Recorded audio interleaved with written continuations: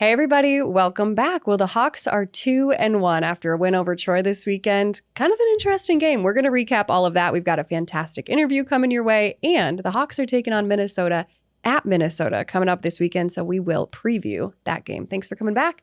This is Talkin Hawks presented by Hills Bank.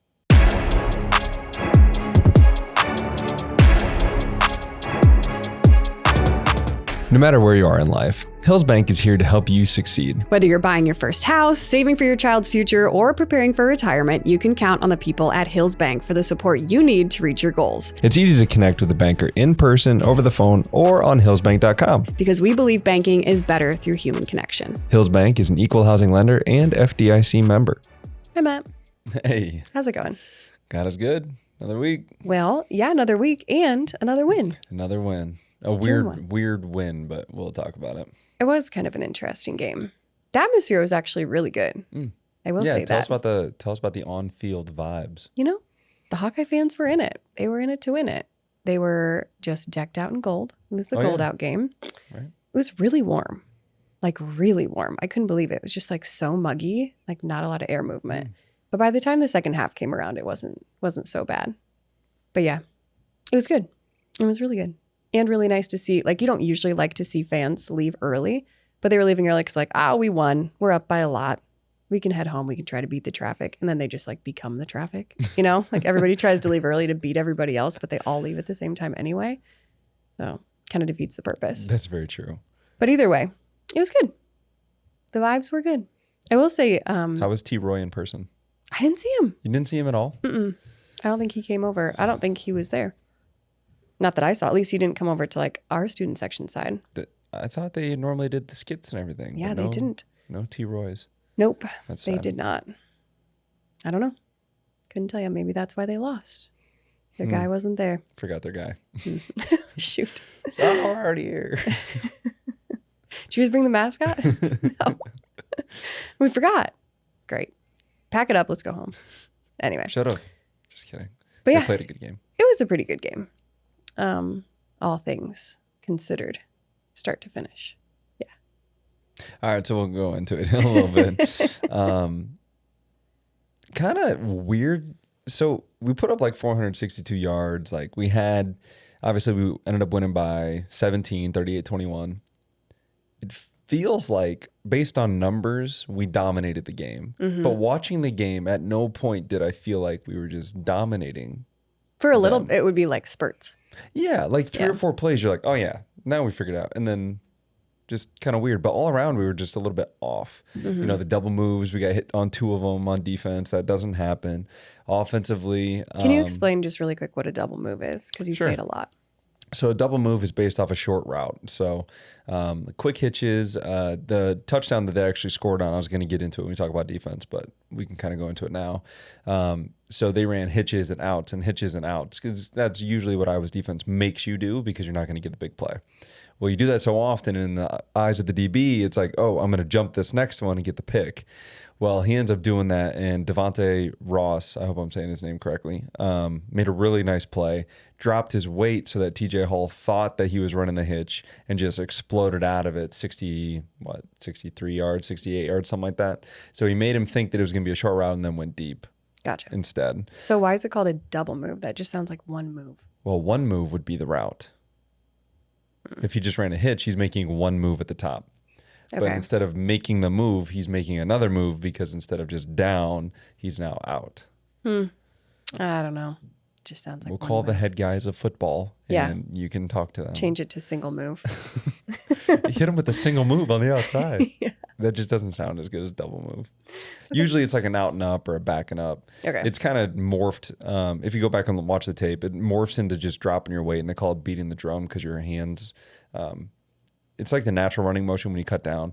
And so if you do it really hard and violently, the corner thinks that you're going to cut, which is why they stop. But if you quick do that and then go right back into accelerating, typically DB doesn't have a chance unless he tackles you, i.e. Michigan State 2015 Big Ten Championship.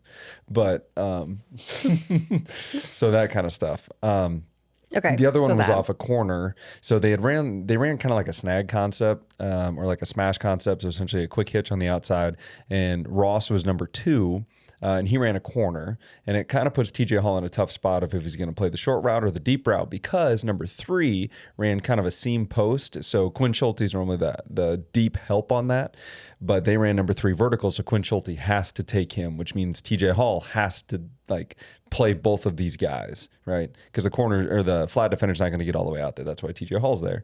Well, the guy runs to the corner, so TJ Hall sits underneath so he can play both, but then he turns it up and there's nobody there because Quinn Schulte had to take the post that was going across the field or the seam that was going up the middle. And so it just put him in a bad spot. It's not like he necessarily got beat on it. It's just more so that was perfect play for that coverage. And sometimes you get got, is the way that Marshawn Lynch would say it. Okay. So, but a little bit uncharacteristic there. Gave up a punt return for a touchdown. That almost never happens. I know. And the last time that Troy got a punt return for a touchdown was against Nebraska in 2018. Really? When they beat Nebraska. But anyway, same guy that caught both touchdowns, catches the punt return. We just didn't have leverage. So Gunner's rules, and I think we talked about it a little bit last year. Gunner's rules, if you're inside of 7 yards and the gunner is just going straight to the ball, if you're inside of 7 yards, you take your shot. Meaning, if the guy catches the ball and you're 7 yards or less to him, you shoot at his opposite hip to make him go sideways, barring that the rest of your coverage team knows that they're the 5-yard player, the 10-yard player, the 15-yard player on either side. So that way he has to go in the middle and then everybody converges to make the play. Well, when one side gets walled down because they don't have their lane assignment done correctly, that's how this guy gets out on the outside. And we didn't break down as a gunner. He caught it, I think, probably 10, 15 yards before we got anybody there. He just took it up the sideline. Fast dude. But all their touchdowns were over 60 yards. So it's not like they were driving against our defense. They just hit big plays, something that we're not accustomed to seeing. Well, I feel like if you're Troy coming into play Iowa, like you might as well. You might as well. Just bomb it down the field. Well, and they set it up really well on the short game before they finally went deep. But it is a little disheartening when their backup quarterback comes in because they pulled the starter and this kid's a sophomore. I don't know how much he's played. And then there's a 68-yard touchdown pass. But either way, I mean, obviously offense did enough to win. We had Jamari Harris's pick 6. Like there was good out of it. It just didn't seem like it was a typical Iowa game. So with that, I kind of basically talked about defense and special teams. We'll go to the offensive side of the ball. It's kind of a weird spot right now, just because there's so many pieces that filter in and out. The first 2 games, it seemed like Reese Vanderzee and Jacob Gill took the majority of the reps. Like they were clear and away 1 and 2. This game, I feel like maybe 6 or 7 or 8 receivers saw the field. Like they had a ton of guys rotating in and out. Caleb Brown got his first catch of the year. I'm blanking on all the guys' names, but number 7 went in, number 8 went in. There was just a bunch of guys that saw Jerry Bowie went in, number 0. A lot of guys saw the field. And so that kind of says one of 2 things. Either A, we feel like we've got a ton of depth and a lot of guys need reps, or B, nobody's solidifying themselves as the true 1 and the true 2 to where they don't get taken off the field. Now, everything I've seen about Jacob Gill, I love. I think that he's doing a lot of really good things. I think Reese Vanderzee has a really good body type, and I think he's a really good blocking guy on the outside. Obviously, first game, he made some great plays. I know he can catch the ball, but blocking, it seems like he's always sticking his face in there, and being 6'4", it obviously helps. Like he's got the build, he's got the size. But those are just a couple things that I noticed. So when you have that many guys filter in, maybe you just don't know who can do what yet, which kind of goes along with, we changed the QB stuff near the goal line. We went with Brendan Sullivan. Well, hold on. So we were talking about all of this stuff yesterday, just you and I, like after I got home from the game, all the things. And we were talking about the receivers. And you kind of went all the way back to, because I was like, well, what's the reason for that or whatever? And you went all the way back to spring ball. So start there. And just that whole explanation of Coach Lester gets there and then go. Well, the timeline is weird. So I just talked about you don't really know who can do what yet. Like other coaches, obviously Coach Ferentz knows what the guys can do that were based on spring ball. But Lester comes in spring, kind of late spring, early fall, right? It was something like that. Or early summer. I think it was before spring ball. Anyway. So comes in and Cade's not practicing because he's hurt. Brendan Sullivan's not here yet. So Deacon Hill's the number 1. Marco Linez is here. So he's taking reps. So those 2 guys are getting reps. And then on receiver, I mean, we've got a lot of guys that just keep leaving the room and come in. Like Nico's been the guy, but now he's gone. You got Jerry Bowie. I don't think Jacob Gill was here at that time. Reese Vanderzee probably wasn't here at that time. You're looking at a bunch of guys that are getting reps at a new offense, so they probably don't look great still learning how they want this hook route to run versus this curl versus in this look we're doing this. This is the side adjustment based on this blitz, right? All that's new. And then you kind of get to, I think there were a couple other injuries during spring that guys couldn't quite show what they could do. Then you get to summer and it's like, okay, Cade's finally starting to get into it, but Brendan Sullivan still isn't here yet. So now we're working on whether or not Cade is going to be the guy because Deacon Hill is now gone and moved on. Spencer Petras is gone and moved on. So now Cade's going to have to take reps, but he's not fully 100%. Like we saw him at Kids Day, like he's getting there. Like there's a few different things that we just don't know yet because he hasn't seen. Luke Lachey's been down for a long time, so we haven't really gotten full reps of him yet. We've seen Ortworth, we've seen Ostrango. We know what they can do. Okay, well, they've probably taken a ton of reps, so at least we know what our tight ends can do. Running back, Caleb Johnson, been here. LaShawn Williams, been here. Kamari Moulton, been here. Okay, we know that those guys are going to continue to go up. Offensive line, there's not a ton of NIL or a ton of transfers. I was going to say NIL transfers. A ton of transfers on the offensive line outside of Proctor, who came in, had a cup of coffee and left. So like it's just a weird thing where those guys, you know, you expect through a multitude of injuries, okay, this is going to be the foundation. But as far as outside, you just don't know yet because you haven't had a true QB1 take those reps with the true wide receivers, right? So now you're getting into game time and it's like, well, now you've got all these guys here that are now Brendan Sullivan's finally here, you know, starting to camp. And it's like, okay, well, now who's going to sort who? Because we don't truly know what anybody can do yet. And to expect a guy to come in and learn an entire playbook in a month from the quarterback position of where verbiage is probably different, checks are probably different. I don't know if it's completely different between like run game, like, you know, if it could be a check where it's like, okay, it's an over front versus here. Like this is the way we want to check. We want to go outside zone away. Like all those are new. And then you put that in with, we still don't know what our receivers can do yet because they haven't had a true quarterback, an Iowa quarterback throwing to them yet because Deacon, who took reps with them, is now gone. And he's inevitably going to throw the ball different than Cade, who's going to throw the ball different than Brendan because that's just the way it is. So I think they're still trying to figure out, and the announcer said this on TV, who does what. Luke Lachey finally comes back. Like, we all know what Luke Lachey can do, but they also want to make sure that they get him in advantageous positions and like, okay, is he better at a hook route in this way? Or maybe this, he understands this. He talked about, Coach Lester talked about Kamari Moulton understands a certain run play better because he looks like Aaron Jones. So he took reps at that one play because one play, he understands it conceptually. It's just so interesting about with a bunch of different parts, and it can pull on the depth or it can pull on, we're still trying to figure out who does what to the best of their capabilities yet. It's just an interesting spot. So to put up 40, 19, and then 38, like I still think we're in a solid spot. I mean, I'll say 31 because Jamari Harris had the pick six. But like, I still think we're in a good spot, but I also would not be surprised if they're trying to finalize who does what, especially on the outside, in order to know, like, okay, what does Caden Weegan do really well? You know, I can go back to my playing days. Like, we definitely had guys that like, okay, you're going to be in there to block. You're going to be in there to run the go ball. You're going to be in there to run the intermediate stuff. Like, everybody kind of had a role, and then you've played on that role. When you haven't had the true team reps for at least consistently with a quarterback that, you know, getting reps, because, I mean, the kind of chemistry that can develop between wide receiver and quarterback is very real. I experienced that with CJ. And so, you know, how long does that take to develop? And none of this is to say that is to be an excuse as to like, well, they're not quite there because they had 462 yards, right? Now we missed another open guy. Like Luke Lachey was running up the seam while Cade was rolling to the right. It was like 3rd and 2. And maybe Luke Lachey's not the read on that. Or maybe Cade's eyes were in the wrong spot because of a pre-snap thing. Like, none of this we know other than, like, he's open, he should throw it. It's like, well, yeah, we want him to. But at the same token, like, maybe that's not part of the progression because we don't understand the full progression yet. And maybe Cade doesn't either. I'm assuming he does. You know, he's taking reps, right? He's a starter. You would expect that he knows the reads.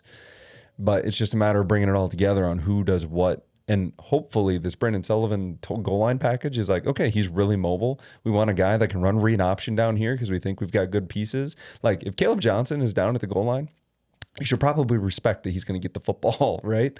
Especially when I was known for running the ball with all those tight ends, right? So I think it adds a lot. I feel like I went on a very long diatribe there, but I also think it's important to understand exactly what to expect this early on. And I said it in the offseason, it's going to take about week 7 or 8 for them to finally click to get to where they want to be. And so far that kind of rings true of like, we need to know who the guys are and then go. Good job. That was exactly what I was asking for. It sounded really good. I need to take a drink after that one. Take a drink. Well, it's water. What kind of It's scotch not- is in there? It's water. Actually, the thing I was looking up was Hawkeye football posted 7 hours ago. Today's Sunday. Cade's numbers from Saturday. 19 of 23. 19 of 23, 83% completion.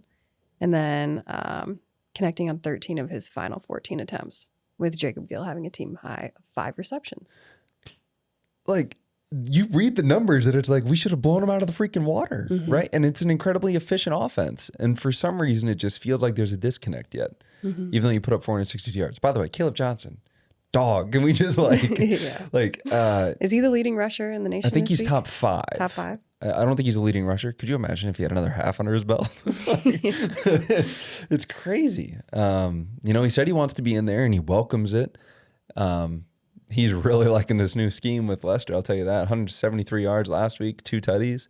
Like, he's understanding it, which means that the boot and the play action should be so devastating once we truly figure out exactly how to utilize Caleb Johnson in that way to be a decoy because of the way he runs the ball. Couple things on defense. Nick Jackson, you told me he had some sort of like... He's like 101 tackles away from being the all-time leading tackler in NCAA history. Whoa. Now, I don't know if that's solo tackles, assisted tackles, total tackles. They didn't quite get into the weeds. But on TV, it's like, dang, that's a lot of tackles. That's a lot of tackles. And he's That's right next to Jay exciting. Higgins. And speaking of defense, with Jamar Harris's pick 6, this is the 17th straight season for the Hawkeye defense that they've had a pick 6 at some point in the season. That's wild. I don't know. I guess that's the second longest active streak in the Well, there you nation. go. That's pretty wild. Hawkeye football just they came ready to play with the Instagram captions this week. Very informative. Doughboys. Caleb Johnson through 3 games, 479 yards, 7.9 yards per carry, and 6 touchdowns. Crazy. So there's that for you. Crazy. Thanks, Hawkeye football. Great info. Okay. Anything else that you want to add to that other than your JB Roofing Unsung Hero? No, I'll go right into the JB Roofing Unsung Hero. Okay. Is there just one this week, or you Just just one. throw us a curveball? Okay. No. I'm finally going to get back to my roots, do what's expected of me. Okay. And that's one. So annoying. And you just brought him up. I'm not annoying. You're annoyed at my bubbliness. Okay. Nick Jackson. Okay. Jamar Harris's pick 6. He had 2 big blocks. You're going to see him. He put somebody on his butt. I don't know who it was, but he, like, the fact that our guys are so excited about interceptions that they turn around and, like, they, no matter what, they're finding somebody. But Nick Jackson ended up blocking 2 guys. He put one guy on his butt, and then it was the last block before Jamari scores. I think he just, like, buried the quarterback or something, and then Jamari goes in for the touchdown. So doing nothing super spectacular, but just, oh, ball, we got it. And then go find somebody to go hit. That's what he does best. So Nick Jackson, Unsung Hero, brought to you by JB Roofing. Very good. Okay, we're going to hop into our interview for this week. We hope you love it, and we'll be right back. Need a new roof, gutter, or siding in Eastern Iowa? Call JB Roofing and Construction, the local and reliable roofer with over 20 years of experience. They do one roof at a time, unlike others who juggle multiple projects and cut corners. They also serve a 45-mile radius around Kelowna and help you with any insurance claims. Don't wait. Call 319-656-ROOF or visit their website, jbroofingkelowna.com, for a free estimate. JB Roofing and Construction, the small town roofer you can trust. Matt, did you know that Iowa City Tire does more than just tires? Well, yeah, I mean, they've been servicing vehicles in the corridor for like 40 years. Right, but did you really know that before someone had to tell you? No. Check out how they're doing things in a very different way at Iowa City Tire and Service, where service actually comes first. The Appliance Barn offers a wide range of high-quality appliances at unbeatable prices. Whether you're in the market for a new refrigerator, dishwasher, or washing machine, they've got you covered. They also have a delivery and setup department to ensure your appliances get delivered and installed quickly. To find out more, visit appliancebarn.com. All right, Hawkeye fans, we have got a fantastic interview in the studio today. Everyone, please welcome from the Hawkeye football team center, Logan Jones. Logan, how's it going? Pretty good. How are you guys? Were you waiting for the claps? Yeah, it was. We- Yep. We don't have a live Producers, stream. guys. Yeah, geez. get on What's it. going on here? They're just giggling to themselves back there. How's it going? Pretty good. Good. Ready to roll. Walked this in weekend. well, Yeah. no issues. That's right. That's what we always like to see. There's no like armbands, knee sleeves, none of the things that are Yeah. like maybe some stuff went on that first Mhm. game. But early in the season, how's your body feeling? Actually feels pretty good right now, good. surprisingly, compared to like past years and whatnot. I feel pretty good. Okay. So, yeah. Good to hear. It's exciting. Okay. Well, really, we just like to start all the way back at the beginning with all of our guests, just so we can get to know you a little bit better as a person and not Yeah. just a football player Mhm. and not the typical questions that you might get on a Tuesday morning. Yeah. So if you just want to take us back to like when you were a kid, where'd you grow up? What was it like growing up? Like sports you played, that kind of stuff. That's kind of where we'll start. So where are you from? Yeah, so I'm from Council Bluffs, Iowa, right on like the border of like Iowa, Nebraska, right next to Omaha. Grew up, me and my sister, went to Lewis Central High School, played football, basketball, and then I was a thrower in track in high school. I ran in middle school. Had to give that up once I got a little older and gained some weight, but You were too fast that they had to slow you down. exactly, yeah, they slowed me down a little bit. You're like Dash out there from The Incredibles. We gotta. Yeah, give everybody else a chance. Yeah, they took me off, so they got lucky, I guess. But yeah, I grew up over in Council Bluffs. Played I tried baseball. Wasn't very good at that. Had to give that up too. Scared of the ball, I guess you could say. Had to give that up. Yeah, super active. Wrestle at all? No, Interesting. I wish I would have. I tried to do both, but my high school basketball coach, who was also one of my best friend's dads, said it's just too time consuming. He talked you into it, huh? Yeah, he made me stay on basketball, which I really wish I would have wrestled. I mean, it just helps so much, especially in like O-line, D-line. Oh yeah, like, so, hand like, placement, leverage, all that's of what it. I'm saying. And that's like when I'm playing football, that's like where I lack sometimes, just like the hand leverage and whatnot. So that would have just benefited me so much more if I would have done that. But I love basketball too. It was a lot of fun. I think I got a lot of benefit from that. Of course. So, yeah. So you said you ran in middle school. Yeah. Full disclosure, I was reading like an article that somebody did that was kind of like a profile on you. Okay. And you were pretty fast in middle school. It kind of caught the eye Yeah. of your like high school football coach, right? Yeah. What were you running? Yeah. I don't know. So I if wasn't lying. Yeah, no, I was pretty fast in middle school. I don't know if it's because I hit puberty before everybody or what it was, but sixth grade year, I won the city 100-meter dash. In seventh grade, I did the same thing again. Dang. So I mean, yeah, I was moving out there. Felt pretty good, but after that, yeah, they just put me on the throwing side of things, which is fine. I was fine with You didn't even do like a big man relay when you got in high school? No, my coach was like, I don't want you to get hurt. It was so everybody else is doing big man relays, and I'm sitting on the side watching, kind of stunned. But yeah, Gotcha. Golly. Any other sports in middle school? no, that's baseball, football, yeah, basketball. That's What it. position in Okay. baseball? Pitcher, outfield, everywhere. Everything. Yeah, So, dude, no, they just didn't have anybody else. I think that's what it was. I was trying Yeah, to set you up there. yeah, no, it was bad. I played for the Green Cobras. Is the team we were on. And yeah, I was just so bad.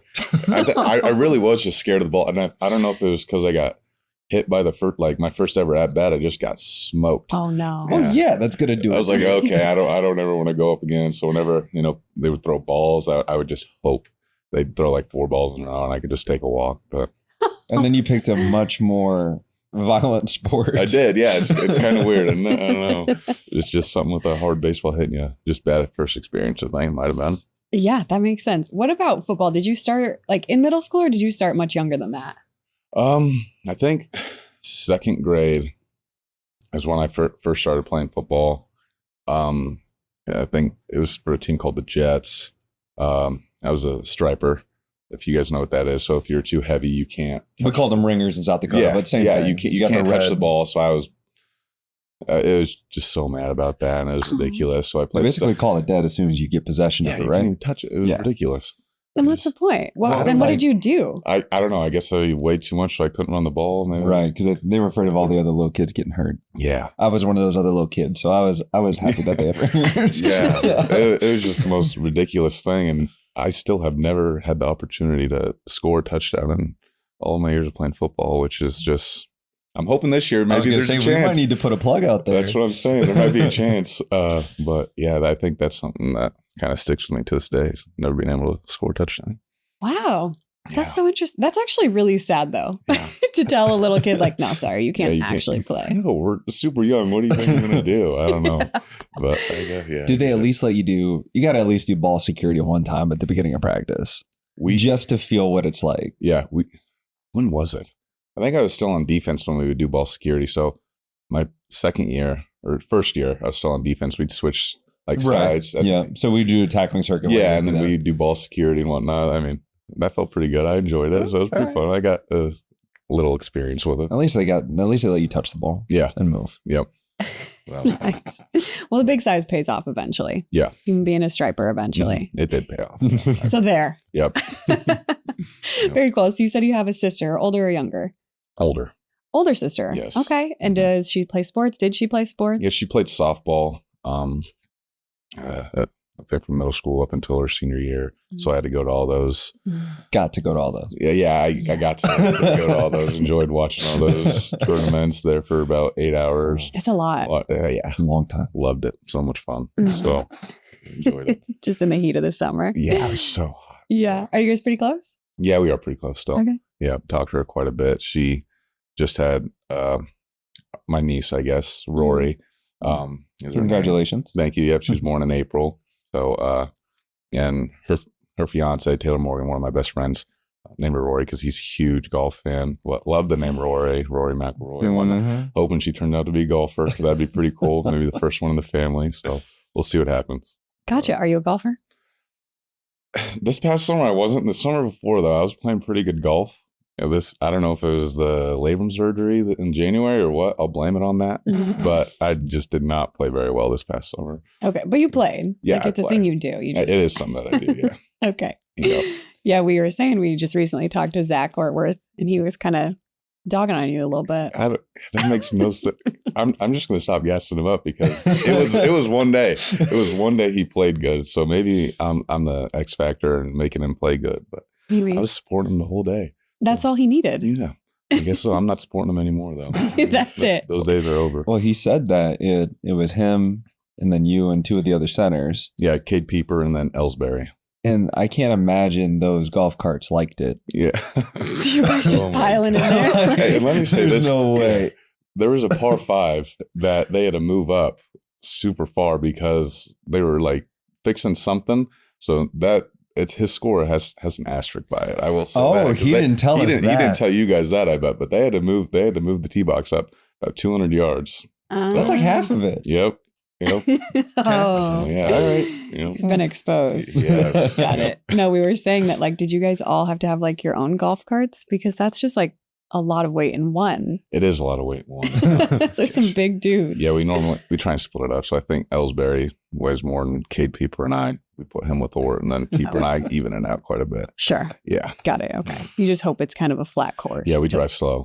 Yeah, we drive slow. Yeah. Understood. No hills, thankfully.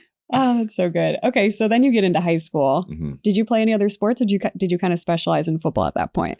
Football, basketball, and then track. Okay. Yep, I was Nice. football and track were my favorite sports, or what I was best at, I guess you could say. Okay, but I also saw something where you said that you are the best hooper in the offensive line round. Oh, absolutely. None of those guys can hoop. They think they can, which is bad. But I mean, they're big, but they can't move up and down the court. And I know that. And they can barely bend over because their bags hurt and whatnot. They're all old. And, I mean, they just can't move. And to think that they can go out there and play a real basketball game right now, or even one-on-one, is ridiculous. Mason Richmond and Nick DeYoung think they're hoopers too. And they are not. They are so bad. Okay. Yeah. Well, we're having Mason on the podcast here pretty soon, so I'll be sure to bring that up. Oh, he's going to say he's the best one, but don't listen to him. It's bad. The real question then we have is, are you better than Jay? Higgins? Yeah. Well, if I get him in the post, yeah, I'll smoke him, but I'll give him all that guard fancy stuff. So when you get down on the block, I'll take care of him for sure. Because he was talking smack last year. Really? Yeah, he said he's like the LeBron of the football team. He is not. He was a good basketball player fundamentally. He can make some shots, but he said he was taking Tony Perkins one-on-one easy. No, what is he talking about? If we had to pick someone to go 1-on-1, it's not him. I'd go YA for sure. Really? Okay. I mean, you just can't. No, I'd It's be impossible scared. to guard him. He's just ridiculous. But yeah, That's so good. yeah. All right. So what was high school like in terms of, I guess, how you progressed, like with your positions that you played, what recruiting kind of looked like freshman to senior year? What did that kind of look like for you? Yeah, so I went to school at Lewis Central, and I played with Max Duggan. He played quarterback at TCU, and that helped me out quite a bit just because everybody was coming to watch him at the time, and then that gave me an opportunity to get recruited quite a bit. So going into my sophomore year, Max had Minnesota come to the school, I believe, and they were recruiting him, talking to him, and my coaches would go and talk to them and whatnot. And, I got invited to a camp eventually. And then that was my first offer that summer. And then things kind of took off from there. And then Iowa was my third offer at a junior day. What year was that? Just old. Probably like 2018, I think. Something like 2019 or 2019. They offered me.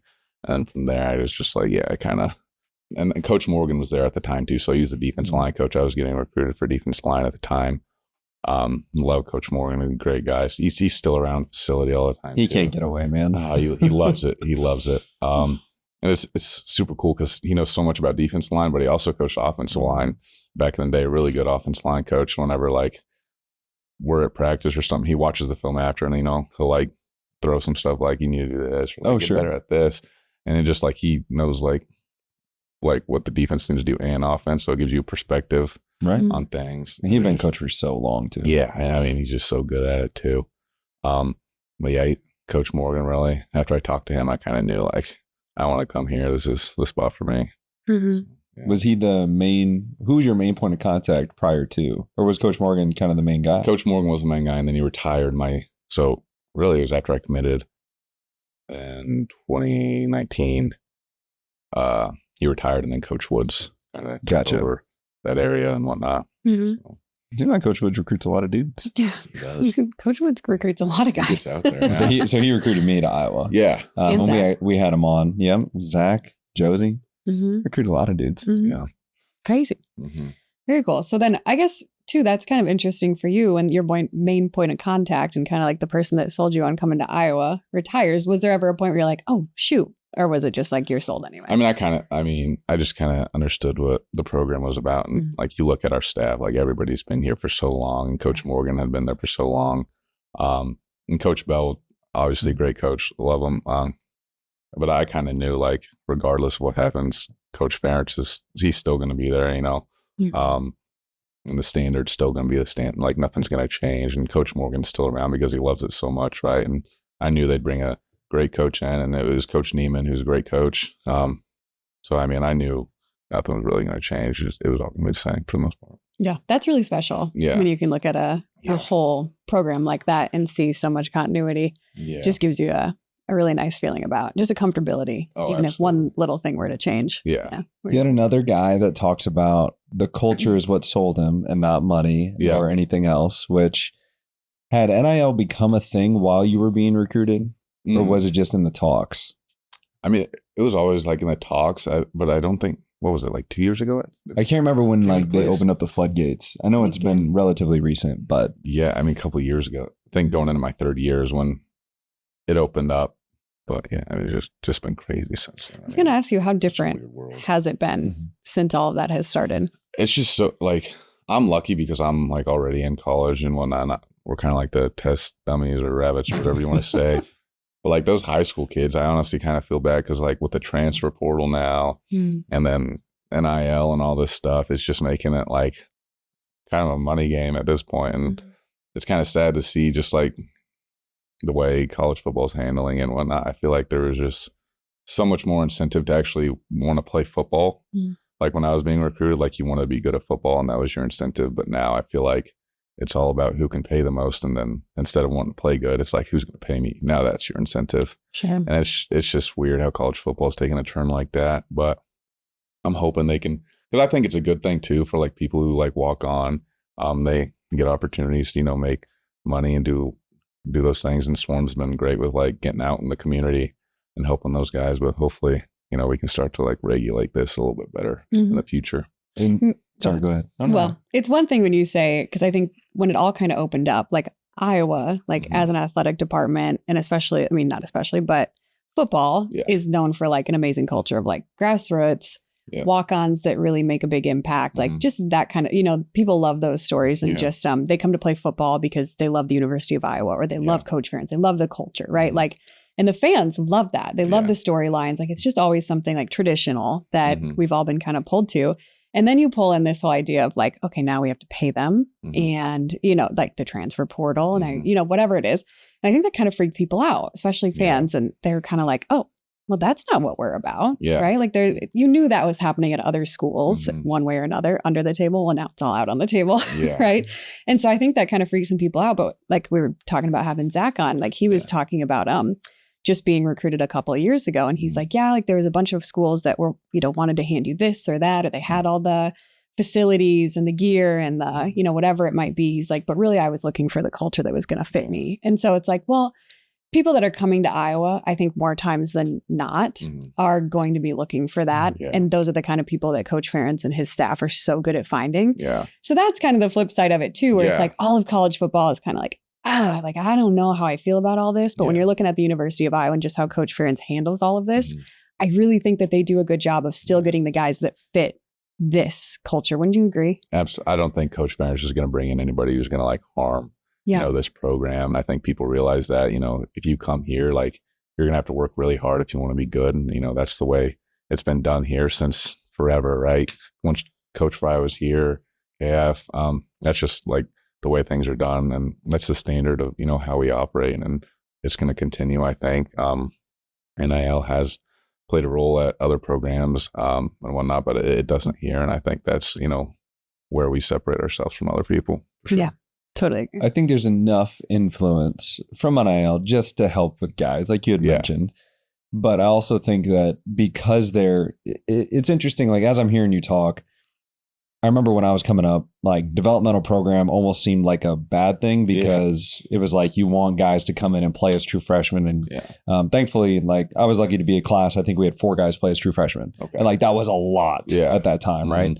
Now they did the 4-game rule where you can keep your red shirt and stuff. So that's kind of changed things. Yeah. But it had kind of a stigma of like, that's a developmental program. You don't want to go there if you want to go play. But now it's kind of turned into, wait, I was one of the few developmental programs that still wants to put guys in the league year in and year out. And they do. Yeah. Especially, I didn't mean to go down this road, but especially at your position. Yep. Right? And I mean, you're following the footsteps of a dude. You're almost not going to say the same story, but at Iowa, going from defense to offense, they literally gave you his jersey number. Like all that stuff that you think about the guys before him, James Daniels, Austin Blythe, like you can go back a couple different decades, or not decades, but generations of players. And it's really cool to like see that the developmental program has a good stigma, I think. And maybe there's just us talking in a chamber or whatever, but it pans out when guys are playing on Sundays. Yeah, absolutely. I think that's just like one of the coolest things about this program is like, yeah, it might stink like your first and like second year. Like it would like it's hard. You can go through it. Yeah, like but like I wanted to be out there. I wanted to be playing like with my teammates and go out there because I was injured my second year and it stinks. Like you're just sitting on the sideline or even in the stands, like watching your guys. It's like, wow, this really stinks. But at the same time, it motivates you. At the same time, like I want to be out there, but in order to do that, I have to take care of these things. And honestly, I think like sitting those first 2 years helped me so much because it just like made you appreciate the sport so much more and like being out there. And that third year came and I was just like all the work you have to put in, like makes you realize it's worth it, right? You're not just doing it for nothing. And right. I think that's just so special, especially about this program, like developing like not only as like a football player, but I think like as a man, like who I came in as, like I was a young kid, literally had no idea what anything was. Couldn't tell you a personnel group, no idea what anything was. So like knowing so much more now, like I think that's just so beneficial. And people are starting to like lose sight of that, but like Coach Ferentz does such a great job of like developing like young men, and I think that's what helps people become better football players at the end of the day. The other thing is too is we talk about guys like Jay, who's sitting behind guys like Jack Campbell. It's like, yeah, like he had to wait his turn, Mhm. but he also had the opportunity like to experience what that's like, to learn from somebody that's Yeah. at that level, right? And like being able to pull from a guy like that's something really unique too. Yeah, absolutely. And kind of the same thing with you as well. Yeah, and it came to no surprise to me that Jay did so well. Like, you have Jack Campbell, one of like the greatest like guys and football players, come through this program, and Jay got to sit behind him. And Jay did what he played special teams this freshman year. So like Coach Woods does a great job with that too. Like, if you can be a guy on special teams, like you're gonna have an opportunity to play on Saturdays, like when it comes to like your time.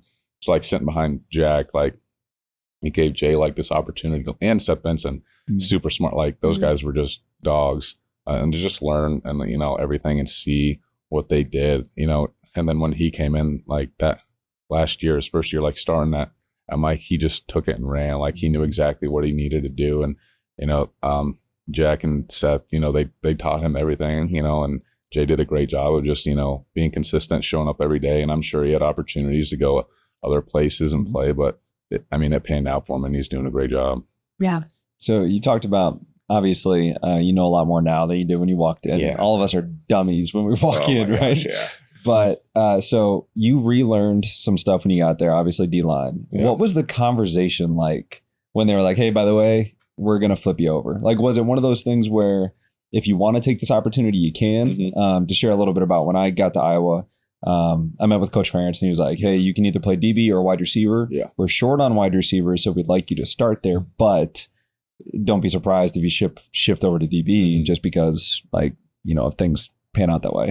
And I said, I'd rather play offense because, I want to play on the good side of the ball. Yeah. But so like it was a really like quick conversation, but I wasn't in the program yet. Mhm. So how did your conversation kind of transpire? Yeah, so I remember it was right after that 21 season. So we were doing skills and drills. Just before skills and drills actually had started, Coach Ferentz, there were rumors going around.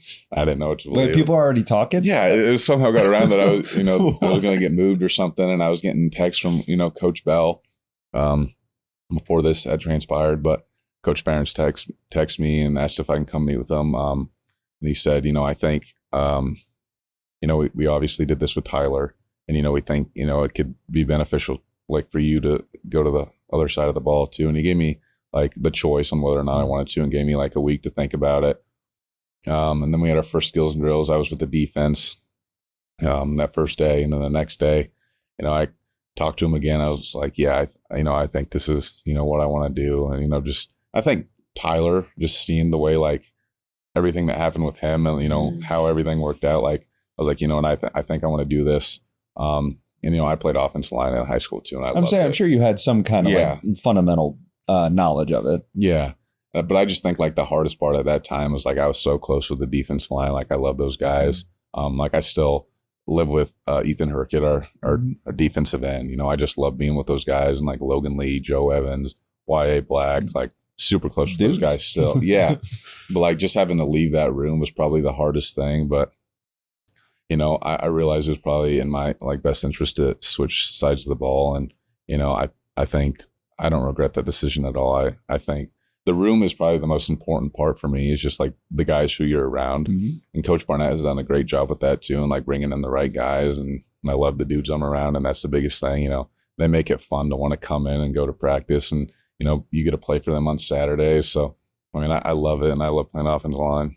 So kind of going back to your freshman year, that would have been 2020, Yeah, right? 2020. When you came in. Yep. So redshirted that year. Mhm. And then that sophomore year is when you got the injury. What exactly happened? Yeah, so dude, I got the injury in 8th grade. I was an idiot. I was trying to dunk a basketball, didn't work out.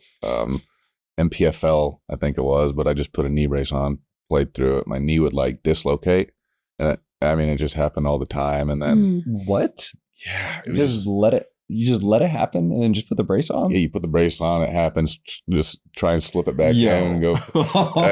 It was awful. I hated it, but I had to deal with it for 6 years or something. Yeah, my freshman year. My goodness. And then that spring, I remember we were in skills and drills. I was doing this leverage drill with YA. Slipped out. I was like, oh crap! Right before spring ball, and then we had a lift. We were stretching, some weird stretch, and then I moved. It slipped out again. I was like, oh crap! Like this isn't good. tried to, practice through it and whatnot. Cause at that time we literally only had 5 defensive linemen in the spring. No. Oh no. And so we were doing 9 on I yeah, had to be out. it. Everybody was hurt. And those are 135-minute practices. I was like, I'm running with the ones right now. Like, oh my gosh, this is sweet. I'm not going to say anything. But then, it happened in that first Kinnick practice again. And I kind of knew at that point, like, I needed to get this fixed. So I sat out from, when was I? I think I got surgery in April up until mid-season of 21. Oh, wow. So you're talking 6 months. Easy. Yeah, I mean, it was a while. And then, I got moved over to scout team. I was there for a couple weeks. Then they moved me to the defensive field. I was, alternating every other day or whatever. And then they needed a center for scout team. So they moved me to center to play scout team there. And then I started traveling, which was nice. I got to travel, which was really cool that second year. But, I mean, it was just so long. I mean, it was just awful. And that year was pretty tough for me, but I think I learned so much from it. Mm-hmm. Yeah. What do you think are some of the most like important lessons you learned from something like that? There's got to be a multitude of them. Yeah. I remember we were sitting there. Coach Bell would always say, your availability is your best ability, right? And, I wasn't available at the time. So I was like trying everything I could to get ready. But I remember I wrote down on this paper, like, what is your why? Like, why are you here? And it's hanging up in my room, but like, what is your why? Like, and then I feel like throughout like that whole season, like that's where things kind of shifted for me, like perspective and learning everything. Like, you can't control the situation you're in, but like it was inevitable, like it was going to happen.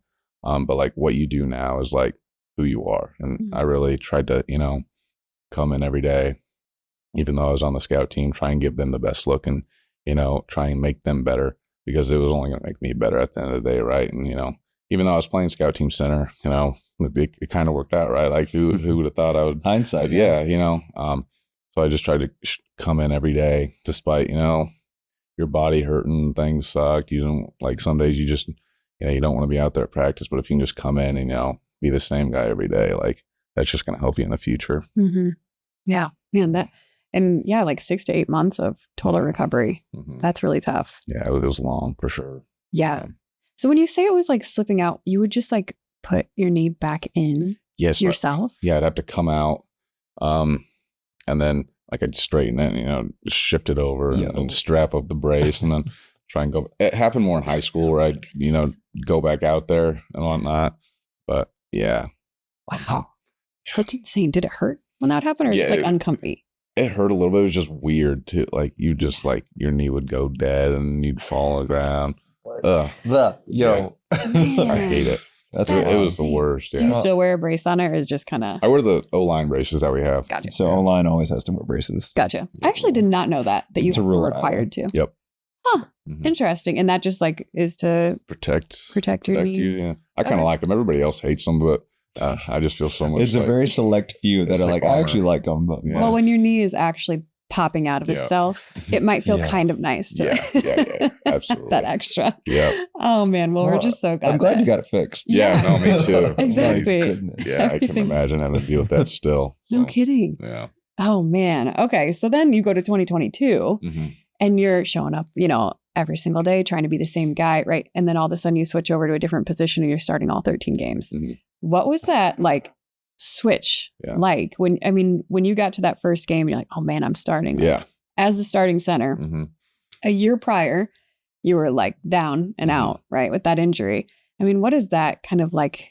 That's got to be kind of like whiplash, but in a good way, right? Yeah. I mean, it was just surreal. I mean, so that first game, I started to go to state. I'm freaking out. I was just like, oh my gosh, like I'm actually going to be out there, like walking out to Back in Black, seeing everybody. I was like, this is real now. Like I'm about to be playing in a college football game, which the year before I was like, maybe I won't ever play. Right. And then, next thing you know, I'm starting, and that first game was ugly. I mean, I had no idea what I was doing. I was just out there running around trying to hit people, didn't know where I was going, who the buck was. Like I just get the ball to the quarterback and then we'll go from there and whatnot. But actually, I love that. I mean, it was like middle school football. Like you didn't know who you were going to. I was just out there running. You know, people are looking at me to make a call. I was like, I don't know. How about you make the call? Geez, somebody else do it. Geez, guys, I just got here. Yeah, this is a 3 down. I've only seen 4 down. Come on now. But yeah, going through that first game, it was just like, what am I doing? And then, you know, things slowly started to like, after that first snap, it's kind of like, okay, like make the call. Like that's your job. You got to do this. And like from that first game, like to the second game, I kind of realized like, I have to make the call. I have to do like things right because I'm the center, right? Like they have to know where they're working. But yeah, things started to slow down a little bit for me, and I just tried to do that. And Spencer Petras was a quarterback at the time. You know, he helped me out quite a bit with that. Just giving me tips like that Lindy would do, like things that Lindy would do, and that helped me out quite a bit. You know, just try and slow the game down a little bit. And to do that, you have to play fast. So like it was like throughout the whole season, like my snaps were always late. Well, like I wasn't getting the ball back there. You talking late on the cadence? Yeah, they were Gotcha. late on the cadence. I was always like the last one, and I'm center. I should probably be the first one. So just like Spence would always talk to me about that, and that just helped me so much more. Like if I can just be the first one off the ball, like one, they're gonna be slower than me off the ball, Right. the defense guy, because they don't know where we're going or play call. But that just helped me so much, and like slowing everything down too. Wow. Yeah. Yeah, that's a really big change. And then go to 2023, and you were third team All Big Ten. And then fast forward to this season, in your preseason, first team All Big Ten. I mean, preseason stuff, I know. Yeah. Even postseason stuff, you guys don't. We know really, the media like, training. We know. You guys don't look too close into that kind of stuff. Mhm. But gosh, I just think, you know, your journey is just so unique. And it's unique, but it's also not unique to Iowa football. Because as we've talked about, like the developmental side of everything and Coach Franz just knowing so much and having so much experience, it's not like overly surprising, but it's just a really beautiful thing to see, like from that freshman year, how everything has kind of transpired for you. So congratulations on that preseason. Yeah, thank you. I very much appreciate it. Yeah. That's exciting. Yeah. Okay, so I kind of want to go back to, I don't know when you broke this record. Maybe like it might have been like 2023 squat record all time at Iowa. Is that right? Yeah. Was it last year?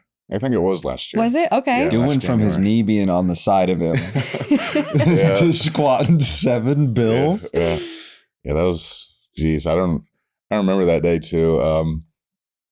Logan Lee's super geek, just all into this science stuff. Like, Yeah, because he had a whoop on when he was here. yeah, super geek and all that stuff. I remember that day, max out day. You have everybody around you. You feel like you're Superman. Like I'm gonna do this for however many reps. But yeah, it was wild. It was a good day. Do you know how much weight you actually had on the bar? Because I know the 1 rep max is indicative of like if you did 640 8 times or something like that. Which I mean, that's Jeez. I put out a high number there. Yeah.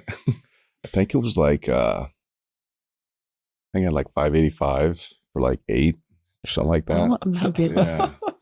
Yeah. That's That's insane. Have you always been really good at lifting weights, or was that kind of like an Iowa thing? Our strength and conditioning program at Lou Central was always pretty good for the most part, and I loved lifting, so I always loved that lifting and running stuff. It was always fun. Yeah. There's not too many guys that like lifting, I don't feel like. Or maybe that's just you. Yeah. I didn't not like lifting, but when you're small, you don't like lifting as much. Yeah. Yeah. And then I got to Iowa and that got beat out of me. But but in high school, I was definitely like allergic to the weight room. Oh yeah. I was one of the fast guys that could run, so I'll just deal with that. But Just let that go. you don't have. Sorry. Just calling it like it is. You also had a couple of other records, right? Is it Yeah. bench and hang clean? Do I have that correct? I don't have the bench. Brueggemann has that, but it was so hang clean, vert, pro, and 10-yard Okay. for centers. Yeah. Gotcha. What's your vertical? 37, I think it was. Wait, that's really good. Yeah, it's like 2 years ago, I think. So I was a little bit lighter then, switching from D line to O line. But now you're stronger. So that might just Wait, even is itself that out. jump pad 37 or is that vertex? Jump pad. Okay, so that's like a 28. Yeah, I'm not. probably. Okay. I'm not here. Then. He's jumping as high as I am. I'm not taking that. Everybody else is doing the jump pad thing. So the fact that he has the highest one says something about it. No, that's true. Yeah. Relax. And then bench, what was that? I mean, sorry, not bench. You said hang clean. That was the other one. Yeah. Oh, geez. 2 years. 470, I think it was. Okay. I like how you try to be like humble about it. Like, let me think. I don't really remember. Yeah, I knew You exactly definitely. what it was. It's right here, but he's No. like, I don't know. Just takes you a second. 470? My Yeah, worst God. was 500. I was hoping to get it this last winter, but I didn't get to because of the labrum surgery. But Okay. yeah, Gotcha. Well, congrats. thank you. That's pretty great. Yeah, that's wild. I think Jennings Dunker. Have you guys had Dunker? We haven't had him on, no. He'll be a good one. I think he's hilarious. Just based on his hairstyle alone. Yeah, we he's need to awesome. get him Did you on. guys see his mic'd up? Yes. Just Just an a I don't know lot. if I might have missed it. No, I gotta it's go back good. and look. He's just an interesting guy, but I think he'll get the squat record Okay. next year in the winter. He just hasn't had a healthy winter. It's something with his foot or something always, but freakishly strong. Okay. Yeah. It's the hair. I think it is the hair and the mustache. Grow one out for yourself and Yeah. see what happens. Yeah, well, I might have to. Your vert would be. Freaky. Oh, could you imagine the 42. flow as you're jumping I'm up? saying. he He does look good. He's like a unicorn. Yeah. Somebody, fact. I think it was somebody like a news personality or something, was like, the University of Iowa always has a guy that looks like this and he's always a dog. Like, there usually is like one guy that's got Yeah. some goofy going on, Yeah. but like totally pulls it off because it's Yeah. just like so good. That's Like, that's done. Last year he had a buzz cut too, so I think the mullet fits him a lot better now. Yeah. All right. That makes sense. That's really cool. There's something else I was going to say and I can't remember what it was. I don't know if it was related to the weight room or not. You can cut this out, by the way. Yellow pants. Yeah, sorry. Yellow pants. That's the one. Hobbies. Is there anything else like outside of football that you like to do? Yeah, so I like to golf sometimes. Mhm. Sometimes you like to golf. Sometimes I like to golf. It's been a while since That's the most realistic golf answer I've ever heard. It's just so frustrating. I went out and got a 3-wood. I was like, this is going to fix my game. 2 weeks later, the head flew off my club. I was like, oh my gosh. I just have to You get quit. it from like Played Against, no offense to Played Against Sports, but you get it like from there. I got it at Shields. So I was like, this should be a good one. Took it. They fixed it. I haven't picked it up yet, but Okay, that's nice. At least they stood by it. so frustrating. And then I like to hunt too. I got into hunting a couple of years ago. I enjoy doing that. What season do you go out?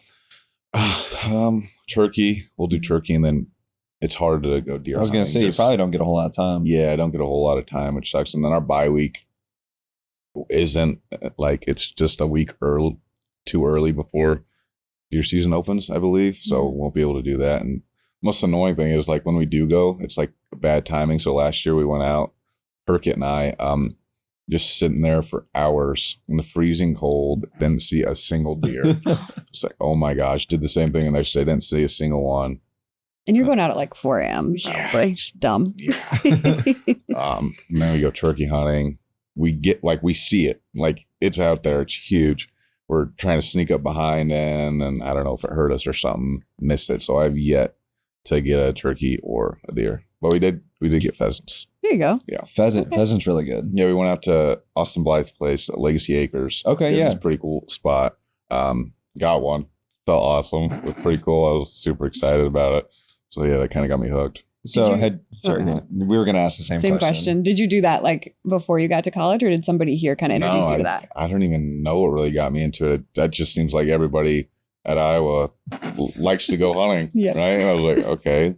I literally don't have any other, like, I didn't pick up golf until I got here or, hunting until I got here. But hunting is just so much more peaceful. Like it might stink getting up at 4 a.m., but then you like sit there and, watch the sunrise. And it's just awesome. I love it. Yeah. I remember, I think Cade got into hunting once he came here Cade's big too. into hunting. Did he hunt before? No, he's a Cali boy. So you said it, not me. But when I Yeah. saw like photos of him like holding up some sort of animal that he got or whatever, like some Instagram thing, I was like, that just like, it's like pretty guy. And then the hunting, thing it's is- something Iowa brings out in him. I don't know. He was in a wife beater. He was wearing a wife beater. He had camo whatever on it. Yes, and it was now I like know a the shark photo. tooth necklace around his neck. I was like, what are you doing, dude? Like, what? And he always tries to say he's like more Iowan than people from Iowa or his country. I'm like, you are the furthest thing from it, dude. What are you talking about? Oh, that's so Ridiculous. good. This is the honesty you get from the offensive line. Yeah. I swear. Yeah. Oh, that's so good. But recently, I think kind of recently, you got engaged, right? I did. When was this? Congrats, It man. was like, thank you. Geez. Oh, I shouldn't have that. July 13th. Yeah, geez. Yeah, so did it in Kinnick, Okay. which was pretty cool. she had no idea. So I told her there's a recruit, like it was official visit weekend, which it wasn't, and went down and to Kinnick and set up some. I didn't set up. Her roommate, who's super creative, did like some candles around the 50. And it was pretty cool. I loved it. That's awesome. What's her name? Amber. Amber. She's on the track and cross country team here too. So Very cool. What does she run? she does like in cross country, and then she'll do like the 15 and the 8 is what she's majors in. Yeah, pretty good. Yeah. That's great. That takes a lot of. Yeah. I tried to go on a run with her once. It was right after labrum surgery. They wouldn't let me do anything. I was like, I'm so out of shape. I feel fat, which I was really big at that time, like 3 something, which I've never reached before. I need to go on a run. Are you less than 3 now? Depends on the day. I did, like in camp, I got heavy. I was like 303, but now I'm sitting at like 293, 294. So I mean, you fluctuate. I fluctuate. Went for a jog. Went 0.52, so half a mile. Thought I was gonna die. Couldn't breathe. Laying on the ground. I was like, oh my gosh! Like, I will never do that again. I can't imagine. What's her mile time, you think? Does she doesn't run a mile very often, but So she runs Chase. She runs the 15. I think 15's indoor, or no, 15's. Jeez, I feel like such a bad person for not knowing this. She runs close. 15 and 16. Her mile time is 4. No. Immediately no. Whoa. I think it's 4 something. That's insane. I want to say 4:41 or something like that. Yeah, she's a stud. That's incredible. It is. So trying to run a half mile with that, forget it. Yeah. No. Watching her, like, it makes me so, like, I feel like I'm going to throw up. Like, you go and watch, like, oh my gosh, I'm going to throw up. I'm so nervous for you. And I'm not even doing anything right now. Yeah. I mean, yeah. Do you get more nervous watching her than you do playing yourself? Jeez. It's literally just the build up of anything. I think I get like, once you get in it, it's like, okay, we're fine. But it probably just as nervous. I get pretty nervous for that stuff. Yeah. Oh, that's really cool. Yeah. How'd you guys meet? Athletes in Action was, Logan Lee had introduced me to Athletes in Action, which is a faith organization here at the University of Iowa. Saw her there, pretty good looking girl, you know. Didn't know how to talk in person, so I messaged her on Instagram. And wait, you found her profile and then just sent her a random DM? Yep. That's incredible. Yeah, it's just the modern way to do things. It's the way of the world, Matt. Yeah, I should have been a man and went up to her and asked her in person, but yeah. Hey, game is game. It doesn't matter. Yeah. So, yep, we went to Dairy Queen and went for a drive that first night. And then, took a while to ask her out. It actually took like 7 months. 7 months, yeah, I know. But that was more her fault than mine, I will say. That was more her fault than mine. But yeah, eventually it all worked out. Cool. How long have you guys been together? A little over 2 years now. Okay. Yep. And now engaged. Do you have a wedding date yet? July 12th. Oh, so like almost exactly a year from the engagement date. Yep. Very cool. Where at? Sioux City, Iowa. Is that where she's from? Yeah. Okay. Yeah, so it's going to be a busy year because my roommate, Ethan Herkett, got engaged literally a week before. No way. Which is kind of funny. So yeah, that'll be the week before, and then pretty busy. Yeah, it's so interesting. I feel like when he was playing, you were like the only engaged. I started a trend. Yeah, like married guy on the team, which was like so. Because then Josie proposed shortly after me. LaShawn proposed. But it seems like so many guys are getting engaged while they're still playing. But the other caveat to that could be that some guys have COVID years, so they're like a year older. That's true. You know what I mean? Yeah. But I don't know. I feel like there's more like engaged / married guys. Yeah, there are quite a bit. I think so. Graves, me, Herkett, Jameson Hines. Dang. Like 4 dudes right now. But that's a lot. Yeah, that's a lot. It is. It's quite a bit. I'm telling you, that developmental program just breeds men. It does. It's not. Yeah. It is what it is. Well, that's really exciting. Congratulations. Yeah, What are you studying? Sport and recreation management. Got my Nice. degree. Okay. So yeah, I graduated last spring. So you're in like grad school right now then? I'm in some weird classes right now. Yeah, I did the same What are you thing. taking? I'm like money wise. That's a good one. Yes. I don't even know my other classes right now. I just, it's so bad. Like I'm just doing whatever assignments shows up. It's pretty bad. How many do you have to Health take? and aging is the other one, actually. I think you have to take 12 and you have to 12. pass 6. Yeah, which is I know this because I did that my 5th year. It makes no sense. So if I were to push my graduation date to this December, I would only have to take 3 semester hours. Oh. But since I didn't have to take 12. So because you were an overachiever, Yep. you got screwed. Yeah, kind of. Yeah, it'll all work itself. I want to take pickleball because I like pickleball a lot, actually. I took ping pong. Yeah, really? Yes. Okay. It was a solid class. Yeah. It's Pickleball would be good. Pickleball is pretty. Have you guys played pickleball? No, we haven't. Oh Well, my we're gosh. about to I get, know. she's going to go pick up a net today. Yeah. Really? Put it in the Because backyard. Dax, our son who's 3, Yeah. he really likes to play. He played it pickleball. once. Now It's he's so like, we much have fun. to He's have hooked. one. Yeah, it's awesome. What is like the allure? Like, why do people like it so much? What is it about it? I get because everybody can play. I like. Is it because it's easy? Yeah, kinda ish. Is it that it's not a lot of quick twitch movements? I mean, it can be, but it's not. meant to but be like, yeah, older people can play too. Like everybody can play for the most part. Well, it's easier in tennis. It's kind of like ping pong almost ish. Super competitive though. I played it 2 times now. One with the O-line at this event. And it's just so much fun. I mean, anybody can do it. But Did you win the event? yeah, we beat Mason and Connor Colby. Absolutely Who's destroyed your them. teammate? Absolutely Nick the destroyed. Young. Nick the Young. Yep. Final I'm just score? picturing. Huh? Final score? I know you know this. The final. Well, they do the scoring system's so weird. You have to it's like 1-0 something. And they make Oh, rules there's for it. more. Yeah, when it should just be so simple. But we blew the second game. We were up like 8 points, and then we lose. And then the last game was a battle. Didn't talk to each other after the game. So competitive it was. But yeah, it was fun. We won the series 2-1.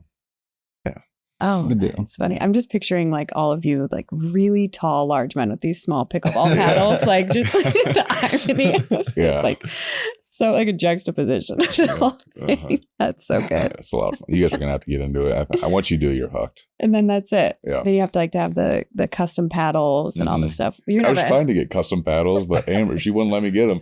The paddles are pretty expensive, I will say, but she wouldn't let me go get them, which is probably smart. I'd waste some money, like $150 for a paddle. Okay, yeah. Where's the NIL deals? Yeah, This is where it I need comes to reach in. out to them. Gosh, yeah. Just have your face on the paddle or something. Yeah. Actually, I don't want to beat your face. Let's change that. Maybe Yeah. just an LJ and 65 on the other side. Yeah, that'd be sweet. That'd actually be really cool. That'd be Black cool. one and like a little gold on The it. black with the Mhm. That's Is awesome. it all wooden? Is it a It's wooden like- paddle? There's no like ping pong's padded Yeah. typically. There's an aluminum paddle, and then there's like a fancy plastic. I don't know what it would be Mm. called. Yeah, be Hmm. nice though.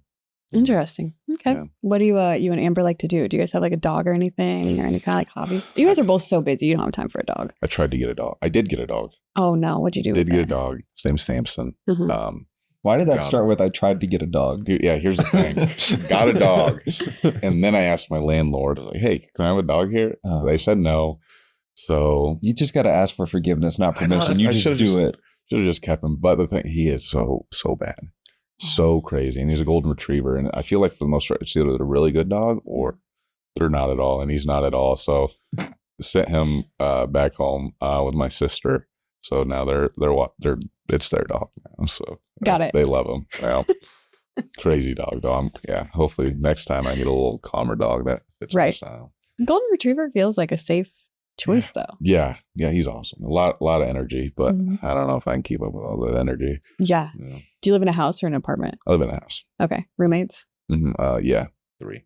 Okay. Who do You you say he live still lives with Ethan. with? Okay. Burkett, Quinn Schulte, and then a baseball player, Brant Hogue, one of our pitchers. Okay. Yeah. Gotcha. Quinn seems like somebody that's like really quiet until he's like says something really funny. Is that That's true? exactly what I mean, he has such old man humor. Like he'll just say the same like old jokes over and over again, and it's not even funny. But the fact that it's not funny is funny. So yeah, that's kind of his personality. That checks out then. Yeah. Okay. I read that one right. Yeah. I mean, yeah. Yeah. So you mentioned athletes in action. Yeah. So Jim Goodrich was in charge when I was Yeah. there. Is he still Yeah. running it? Yep. So based on that, how does faith kind of play a role in your life now? Do you think about it like while you're playing? Is it something that like what role does it play? Yeah. So really, like I didn't know much about faith until I got to college here. Logan Lee, like as I alluded to, introduced me to athletes in action, and then from there I went to UTC, which is the ultimate training camp up in Minneapolis, which really just like opened my eyes. I committed my life to Christ then. when I was there. And then just from there, like, I mean, it plays a huge role in, you know, everything I do. And I've kind of realized that as, you know, I've gotten older, and just the importance of faith. And, you know, and I think the biggest thing is just like, despite like I get super anxious before games, but like trying to be able to like cast those anxieties like onto him. And, you know, it's not in your control, but like knowing that like he's in control of like everything you do. And, you know, you're playing for something bigger than yourself. Right. And you just kind of like have to realize that when you're out there. I think that's the biggest thing. And I think the coolest thing too, is seeing the guys in our room starting to like do more like research into like faith and whatnot. And I think that's just seeing it like spread throughout the team is one of the coolest things. Is like if everybody can like realize what they're truly playing for, and knowing it's not themselves, like it's just so cool to see. Like, I think prime example was Mason Richmond. So I always put the cross right here. He started doing that, and you know that was just such a cool moment for me to see him do that. I was like, wow, like that's awesome to just see him, you know, go out there, play for, you know, I mean, it's just awesome to see. It's interesting seeing how different, and I say different loosely, but Athletes in Action was kind of like a smaller thing when I was on campus. Yeah. And I had a foundation of faith, and I think I went a couple times, but like I didn't truly get into my faith until I was done playing. Yeah. With how hard it was, and I've talked about this on the podcast, how hard it was to leave my identity, which was just football. Yep. And thinking that that's the only worth I have, and knowing that it transcends that. Yep. But when you're living it, it's really hard to get out of there until you see the other side. Yeah. But it sounds like Athletes in Action is continuing to grow. In fact, Scott Chandler, do you know the name? So he played 10 end at Iowa. He played in the league, I think, for 7 or 8 years. He's the head coach at Liberty High School. Okay. And he helped orchestrate like this was FCA, Fellowship of Christian Athletes, which I think are similar. Yeah, there might be some minor differences. I don't know. But I got to go speak to like 80 some high school kids, really, like about that kind of stuff. And it's so interesting to like see how much it's growing just since I've been here for what, 10 years? Something like that. And like those organizations continue to go up. It's very cool. And just the way that it like permeates the culture. Yeah. And the way that it can, you know, change the way that not only you think about yourself, but the way you think about like your teammates. Yeah. And the reason that you guys are all there and all that kind of stuff. And just your guys' relationships and everything is pretty cool too. Yeah. I think it's just, especially as an athlete, like like you said, it's easy to put your identity in like what you do, but like that's not who you are. Like, you know, like that's like we always talk about that. Like, so at like UTC, they talked about that like audience of one. Like you have an audience of one, you're playing for one, and that's all that matters, right? And I think like even like now, I think a lot of people struggle, like including myself, like you put your identity in like what you do, and that's football, and like it's easy to do. Like you're playing college football at Iowa, like a lot of people know, like you want to embrace it, like, well, that's not who you are. It's like they love what you do, not who you are, right? And just realizing that, like, instead of seeing it as that, just know like you're playing for that audience of one, and like what's really important, what matters, and where the value comes from. Yeah. Like where the matter comes from. Because although you're playing in front of 70,000 when you're 58, you're not going to be, I mean, I hope your NFL career goes that long. But I don't think you're going to be playing in front of 70,000. And like, how does that, are you able to keep that same feeling at that time than now? And that's a very hard transition for most of the guys that I know of when they're done playing. I mean, I personally went through it, like what that looks like if it's in the wrong identity. And so I think it's really important and unbelievably cool that you talked about that. Yeah, absolutely. Awesome. Well, Logan, is there anything else that we should know? Are there any like, shameless plugs you want to? Or like funny stories that you want to throw in there about somebody that, or like a guy we need to have on? We're not out here just searching for dirt. I mean, this is... No, it's not dirt. It's just like stuff, you know, like. Does the O-line like get together? I think Cade had mentioned last time he was on that you guys like get together and like play games. Yeah, do you guys still do that? Yeah, we get together every Thursday night, so our off days, and we'll have dinner or like play games. There's this game that it got pretty competitive. It's basically like you have to try and find who. Is it kind of like Werewolf? Yes, that's exactly what that is. Okay. Yeah, it's exactly what that is. But that game would get so competitive. We're screaming at my house, just trying to find who it is, but. You definitely like lose trust in people, like, and it carries over for each game. So I don't know if it was like good for the offensive line to play that or not, but yeah, we haven't pulled that game back out in a while. So that game was definitely fun. Yeah, that's awesome. Yeah. Very cool. Logan, thank you so much for taking the time to do this. We really appreciate it. Yeah, thanks for having me on. It's really cool to obviously get to know you as a football player, but more as a person and, your hobbies and interests and all that good stuff. And wish you the best with your marriage in less than a year. Yeah. And all the things going forward in the season. So thanks again. Thank you. Locally owned and operated, Performance is a full-service restoration company serving Eastern Iowa. As an IICRC certified firm, their multi-licensed technicians have decades of experience in water, mold, and fire mitigation. Whether it's your home or business, this is the team you want in a time of need. Performance Restoration, 319-626-2292. I love Estella's because it's fresh, from the fresh grilled steak to salsas to their fresh pressed tortillas. I love Estella's because it's quick. We can get in and out, and it doesn't feel like fast food. It feels like fresh food quick. We both love Estella's because it's made with love. They put a lot of pride in their food and customer service, and they are locally owned. That's Estella's Fresh Max. Fresh food made quick with love. When it comes to keeping our home comfortable, we trust only the best. Loudon Plumbing and Heating. Whether it's fixing a leaky sink, keeping the house cool, or making sure the furnace runs smoothly in winter, Loudon Plumbing and Heating is our go-to. For reliable service, trust the corridor's best. Loudon Plumbing and Heating. Looking to make a splash online in Eastern Iowa? Digital Boost is your local go-to digital marketing agency. They help local businesses connect with their ideal customers online. Digital Boost has a diverse client base ranging from small businesses to industry leaders, including well-known brands like DNR Pest Control and Advanced Millwork. Visit their website at www.digitalboostia.com to learn more or contact them for a free in-person consultation. Okay, Matt, so we are taking on Minnesota this weekend. Yep. Yep. What's the stadium they play in? TCF Bank Stadium? Yeah, that's the one. Let me just move this a little bit. So last season, when they came to, are you okay? Yes, I know where you're going with this. I just didn't want to rehash. I totally was not going there, but I can. That's fine. Oh, okay. Well, go to the other part. Go to the other stuff. It's fine. So this is the anniversary of the whatever it's A called. not fair catch that was. Yeah. Not to like bring it up again. People be like, it wasn't. It was. And then it's just stop. Yes. But yeah, so that's unfortunate, but it wasn't. So everybody just get over it. But anyway, last year we talked about, when they came to Iowa, we talked about, what's his name? The Gopher? Goldie? I can't even think of what his name is. Goldie? That's Goldie? how little that's how little of a spot in my brain that it takes up. Because I have no idea. I know, it's somewhere back there. It's a gopher. Goldie the Gopher? Minnesota Golden Gophers. So I feel like doesn't matter. Honestly, does not matter. Anyway, I talked about the mascot, which is pretty typical. So I don't want to do it again. And then I also talked about Floyd, which is like the heaviest trophy. And it's made out of brass, I believe. Is that right? You don't know that either.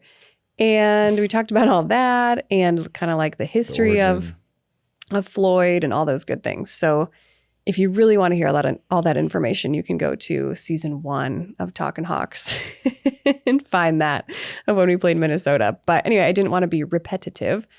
Clearly, I don't remember any of it, so it didn't sink in that well. But I was like, maybe I can look up some like fun facts about the University of Minnesota. Matt, when I tell you there was nothing. Like usually, I was gonna say, if you can find some, let me know. I'm going to be completely honest here. I didn't know that Minnesota was that big of a rival for us. Growing up a Hawkeye fan, I didn't know.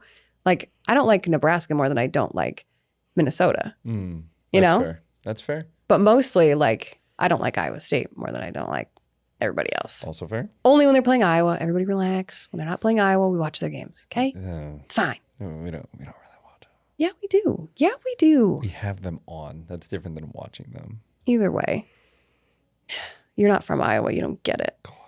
But anyway, so I was like, I just typed in, sometimes I'll just like fun facts about whatever the school is. And it'll come up with like, here's 10 funny things about, whatever. And it'll be like something like super interesting. Like at this building on campus, you have to like kiss your girlfriend at midnight on this day, or, like stupid stuff like that. Okay. I'm just saying, like, usually there's some sort of something that someone can give me. Yeah. Matt, there's nothing about Minnesota. There's nothing funny. It was all so boring. And so I was like, well, I'm not, going to take the time to read this or regurgitate it. So then I looked up like notable people or like celebrities that went to the University of Minnesota. Not a whole lot. There's Okay. some. There's some. And I'm going to list the ones that like I knew. Because there were some where I was like, other people might know who this is. Like That's true. older Singers. actresses, actors. There was one that was from like, gosh, I don't even know, like the 1940s. And she was like Charlie a big, Chaplin? Oh no, female. yeah, did Charlie Chaplin go to University of Minnesota? No, I was just gonna say like. We're just I feel throwing like that there was name out there? Yeah, I was just going. Relax. So you already had your monologue. So anyway, there's a lot of that. There was a lot of politicians, which I thought was really interesting. I don't know if they're like a political science type university. Didn't take the time to look that up either. But there was a lot of politicians and like politicians from different countries too, which is really interesting. Like Japan, Germany, some other countries that I don't remember the names of. But either way. And then obviously the United States politicians. But I'm going to go through, how many do I have? 1, 2, 3, 4. I have 5. Ooh. And it was a list of 100 that I saw, and I didn't know any of them. I feel so bad. But either way. I feel like celebrity's kind of subjective, right? Maybe. Well, Gable Steveson was on there. He's definitely a celebrity. Yes. And I didn't write him down, but because I feel like everybody knows that at this point. Brock Lesnar. Familiar with him? Mm-hmm. So his college record, do you know what it was? I don't. Out of all of his 4 years, 106 and 5. Dang. Isn't that crazy? Yeah. I don't know what Spencer's was. I'm not really sure. I don't know off the top of my head either. But he was in like UFC, WWE. I think is he still in WWE or no? I don't know, but he tried out for the Vikings. Did he really? Yep. Oh, He I think I knew that. made a roster there for a little bit. Okay. Can you Another imagine? one? He just What? gets mad at you at practice. Like, Yeah. no way. Ric Flair. Woo. Yeah, which is now like a thing at Iowa. Well, They do thanks it to for- Steve Manders. What do you mean? Thanks to Steve Manders. Steve Manders started that. The Woo Yes. During Ric heavyweight? Flair at Iowa. during heavyweight. Oh, you're talking Bouts? at Iowa wrestling. I was gonna say at Iowa football, Steve Manders did it a lot, and he'd be like, "Hit us with a Ric Flair," and then he'd go, "Whoa!" Oh, really? Yeah. No, I'm talking about at Iowa wrestling meets when it's a heavyweight bout, Sorry, no. and they all start doing woo because like unless it's like an immediate pin, like heavyweight matches can be a little. Not with Ben Keeter. Not with Ben Keeter. That's true. Not with Ben Keeter. I didn't mean it, Ben. The other one is TR Knight. You wouldn't know the name. You ever watch Grey's Anatomy? My mom used to watch it a lot. George O'Malley. Remember him? He's kind of like the little dorky guy. Young, does he have like a baby face? Yes. Yep. Okay. One of the I knew doctors. there was one that. And he's kind of like he just is kind of a baby. He's like one of my least favorite characters. He's always in love with Izzy, and it's like a whole thing. Oh So man, you're gonna get lame. raked in the comments. I probably will because I think his character dies later on in the seasons You're gonna later. spoil it for everybody like that? This has been on for years. So, your mom used to watch it. Spoiler alert! You should have said Yeah. something. Sorry. Golly. Matt, can I put that in? My goodness. And then Pete Docter, Docter. Okay. He's the chief executive officer, at Pixar Animation. Oh wow. Okay. He was Okay. the director of Monsters, Inc., Up, Inside Out, and Soul. Interesting. And the last one is Bob Dylan. Let me tell you something. I know the name Bob Dylan. And I said, I have to know the songs that he sings. And I'm like sitting there like, maybe it's, so I like look on my Apple Music, Bob Dylan songs. And this is probably hurting so many people's brains right now. It's like, this girl sucks. I'm only 30, so I don't know all these songs. But the only one I like really recognized was Knocking on Heaven's Door. Can you give us a little? Knock, knock, knocking on heaven's door. How's that? Matthew, was that good? I feel like Matthew knows Bob Dylan. Bob Dylan's not great, but a lot of people cover his songs and make it better. Oh, interesting. Insight from our producer. Thanks, Matthew. So there, Minnesota, Bob Dylan's not that great, according to Matthew. Just his songs are good that other people sing. I'm totally kidding. So that. And then also, you had brought this up. You're like, well, where did the We Hate Iowa cheer come from? The We Hate Iowa chant. So in 2013, this is actually really interesting. So I So think they've my been doing it freshman for they've been doing it for a really long time, though. Right. Like a really long time. I don't know exactly when it started. And if you ask people like, hey, why do you guys do that? They're like, well, I don't really know. We just don't like them. Like, that's literally it. Like, it didn't come from, this one game where it was this and it was that. Like, there really isn't a huge reason. But in 2013, the University of Minnesota Athletics Department, this is so interesting to me, put out an internet program that was like, hey, here's how you can be a Gopher fan. It was like, how to paint your face, and here's some different traditions we do. Don't tell me it said hate Iowa. And on page 9, this is from the athletics department, which they later, the athletics director was like, I didn't know that was going to happen. Like, that's not okay. Was this a student-run organization and just No, threw it in there? Literally the athletics department, Matt. Okay. And so anyway, the athletics director did say, like, I didn't know that was going in there. I made them take it off. Like, we took it down. It doesn't exist anymore. I'm so sorry. And like, he has said multiple times, like, I shouldn't use that word. I really don't like the We Hate Iowa chant. I wish they would stop doing it. I've apologized to Gary Barta, who was the athletics director of the time of all this at Iowa. And he's like, I've apologized to him. We've talked about it. And, I think it's just kids that like think it's funny. So on page 9, what exactly Sorry, did it say? I just had to put that in there, that it's not like the athletics department is still doing this. Yeah. Like, it was just like a 1-year situation. But on page 9, there was a picture of a guy, and maybe I took a screenshot of it. Maybe we can put it on the screen. But a picture of a guy in there's a shirt that said We Hate Iowa. And the caption of it said, hate is a strong word. That's why we use it. So when we're playing the Hawkeyes in a group chants, who hates Iowa? The proper response is, we hate Iowa. The proper? Yeah, that's what it says. And anyway, so then the following year, the athletics director was like, hey, I didn't know it was going to happen. And then I think also at a football game, they put it up on the Jumbotron. I read that on another article, that they like put it up on the video board, like call and response, to be like, who hates Iowa? And then like the students are just like, we hate Iowa, whatever. But it's not just the student section. Like, Of course it's not. all fans, which I just find so interesting, because I genuinely didn't know that it was that big of a rivalry. I don't know. Maybe I'm just dumb to it, but You're coming from the big brother position. well, I mean, I feel like I would always would want to be the one being hated in that situation. Yes. And being like be the one doing the chant. Yes. Not me personally, but like as a team, like Yeah, I'd rather be I the one agree. being hated. I absolutely agree. But yeah, like all the article that I read, which was from like 2014 or something like that. A lot of the players were like, yeah, we love it. And then some of them were like, I don't know. Like, it's not really my thing. The Minnesota players, it's fine. Like, I don't really know that we should be saying hate, like, all that kind of stuff. But they say it at any game. Like, any game. They could be playing Troy. And they would literally at halftime be like, who hates Iowa?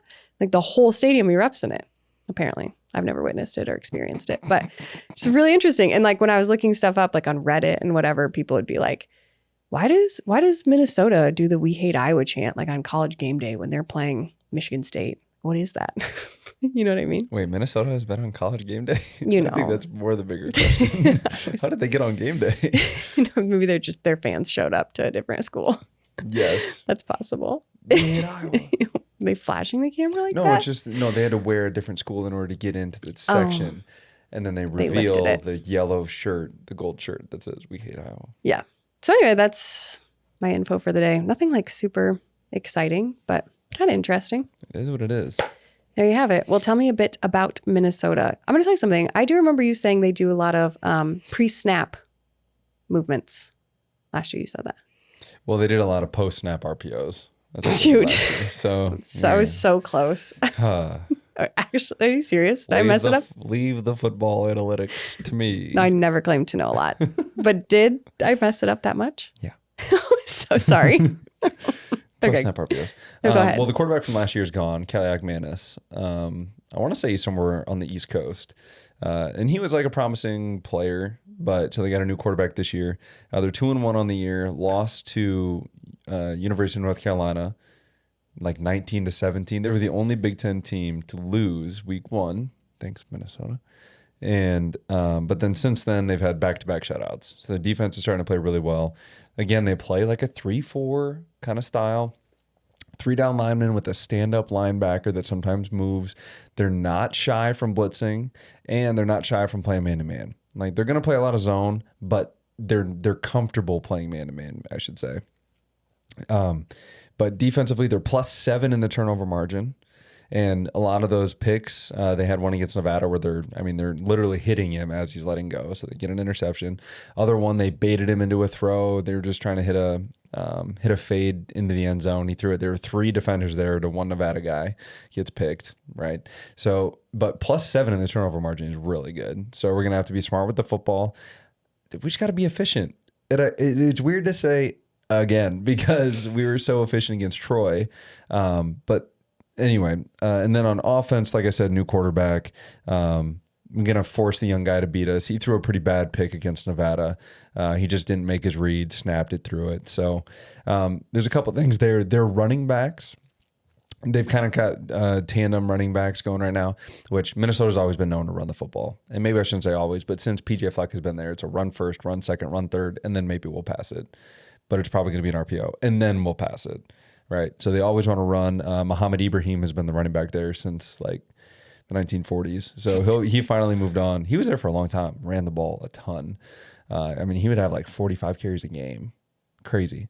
So they're going to run the football, but they're really good at breaking tackles. There was a lot of times, and I think one of them had an 80-yard touchdown run against Nevada where he broke 2 or 3 tackles before he went. And then the backup came in, and maybe I use backup loosely, but this other guy came in who's got more carries but less yards, breaks 3 or 4 tackles, stays on his feet. So they're really good at running the football. So we just have to play sound football. And I feel like we can take advantage of our run stopping capabilities and then use that to force the quarterback to have to put it in the air, because we've shown that we've got ball hawks, right? We just have to make them make a mistake, and I think we can do that. On the offensive side of the ball, I already said it once, be efficient again. Use Caleb Johnson. And it's not use Caleb Johnson and give him 90 carries. Like, yes, I want him to carry the ball, but I also want him to be healthy for the other 9 games that we play in the regular season and then on, okay? Including this one, so it'd be 8 after they play Minnesota. But the fact of the matter is, like, I want him to have a long, good season/career. So you don't have to necessarily give him 40 carries. I like 25 carries. I think that's good. I think it's good to get Kamari Moulton and LeSean Williams in there to spell him every now and then. But, I mean, utilize him more in the pass game. And that's not throwing him the football. That's play action. I mean, there's so many times how we can use him to boot or use him to waggle, as they say, use him to extend the ball, get everybody's eyes flowing, and then come back. I mean, there was a bunch of times where we hit a quick glance or a quick slant. I remember I scored against Illinois on one where Nate Stanley stuck the ball out, turned, and then cut in front of the safety, boom, and then I scored in Kinnick. Like, there's different ways that we can do this, especially versus off coverage. Is that the one where you did the toe drag into the end zone? Yeah. That's my favorite one. Thanks. But there's other ways to utilize him in that way. So I think I think Caleb Johnson has to be the main thing. And then we got to find a way to get Luke Lachey touches. You know, our tight ends are always kind of moving. I think we really have 4 that we use: Ortworth, Astrenga, obviously Lachey, and then Hayden Large. So between those 4 guys, find a way to get them involved. And then we need a true 1 and 2 on the outside. I already said I really like watching Jacob Gill. I think that he's going to be good. But finding ways to get easy touches, that was one thing that I really liked that Cade did, although I already brought up the one where Lachey was at the seam. He was more willing to take the short passes just to get the 5 or 6 yards. And I like that. Just keep moving the ball down the field. Possess the football as Iowa football, but also we need to be able to take shots, take some deep throws, and see what happens. But being efficient again, maybe get Brendan Sullivan a couple more things around the goal line. I kind of like that play that we had with the Stringo where we scored, so I'm sure we're going to see more of a goal line package centered around Brendan Sullivan. So I kind of like the direction we're going. It's just more so figuring out exactly who does what and to do it at a high clip. I feel like I like the short passes like that too. Do you like the 5 or 6 yards? Just because it gives the confidence in Cade and then also the receivers. Absolutely. Like, oh, okay, here we go. Like, we can do this. We've got it. And like you said, the deep shots downfield. Well, do that on the first down. Like, take the shot on first down or throw the ball on first down as like a play action on first down. Everybody knows that Iowa wants to run the ball. So use that on first down to get a easy, cheap 3 or 4 yards. Even if it's tight end not in the flat, he gets hit as soon as he catches it. I'd much rather be in 2nd and 7 than 2nd and 10. The whole playbook is still open on 2nd and 7. You can run for 3 yards and be at 3rd and 4 and make it very manageable. So I think that there are different ways that we can do things to move the ball down the field. Everybody wants the flashy, like, deep ball. I also do. But I also know the importance of just being able to move the ball down the field and possessing the football. Yeah. Okay. Well, I think the weather's going to be pretty decent. Like 70s. Night game. Is it a night game? 6:30 kick. Okay. There's a night game for Nebraska in Kinnick. Sorry, that was so random, but it just made me think of that in November. Who did that? That's crazy. It's so cold. Yeah, take it up with the higher ups. Go to the, Not with you? not Are you with sure? me. I don't have this. I'm taking a I drink. could just take it out on you. Just for the sake of it. Yeah. But yeah, it should be a good game. I'm excited. I think it will be too. It'll be nice to bring Floyd back and hopefully they just do a fair catch the whole time once they hold the Floyd. Just it'll look like they're waving. Oh yeah, it'll look, but they'll just kind of wave them off. Yeah, gotta have it down. Fair catch that was, but shouldn't have. We're not still heard about Sorry it. to end on that one. You shouldn't have done it's that. gonna be a good game. It is going to be a good game. I'm excited for it. And just to get into Big Ten play. It's always exciting. It's super fun. So, and we don't have a home game until October 12th when Washington comes. Yeah, we got a little while. Yeah, which is interesting too. Is it Minnesota, bye week, Ohio State, and then home? We're not worried about that. I'm just Worried wondering. about the next game, which is the University of Minnesota. Okay. Won Here all I am this talking week. about Nebraska in November.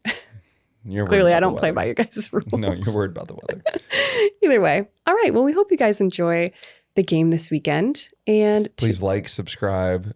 We've got 2 channels going right now. So if you want the full interview, make sure you pop over to Talkin Hawks over here on YouTube. Otherwise, Spotify, Apple Podcasts, anywhere you get your podcast from. We'd love to have you. We plan on doing a giveaway coming up.